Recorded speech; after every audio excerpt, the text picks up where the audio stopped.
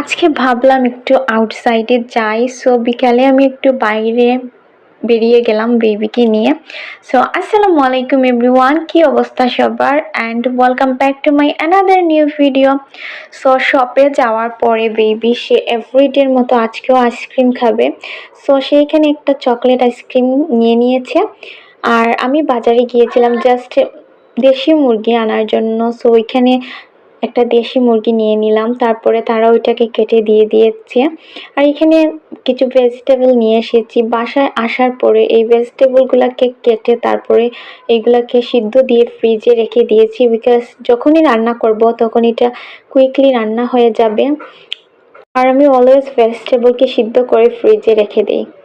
আর এই শীতের সময় তো সবাই ক্ষীর খেতে অনেক বেশি পছন্দ করে, স্পেশালি আমার ক্ষীর খেতে অনেক বেশি ভালো লাগে।